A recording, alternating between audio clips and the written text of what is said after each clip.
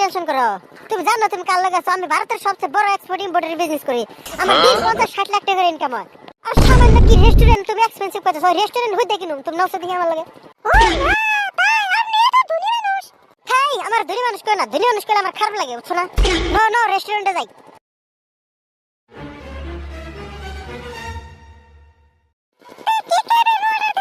হ্যাঁ হ্যাঁ হ্যাঁ দিতেছি। এই ওয়েটার ভাই এনে আনছে। ভাই কি খাবেন কোন? তাই ম্যাডাম যা যা খাবো সব নিয়ে যা। তা ম্যাডাম কি খাবেন? চিকেন ফ্রাই আনবেন পুরো ফুল, বিরিয়ানি আনবেন এক প্লেট, আর চাউমিন আনবেন এক প্লেট, আর আমলেট আনবেন 5টা মান, আর পিৎজা আনবেন, পিৎজা 150 টাকা আনেন এখন 500 টাকা আনেন। গুষ্টি মাছ আজকে কারবারে বললাম আজকে কি গাড়ি বেচাই যায়নি।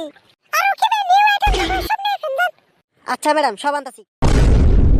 না বেশি স্বাদও নাই। সব খান কি স্বাদও নাই তাই জিডি খালি স্বাদ হইলে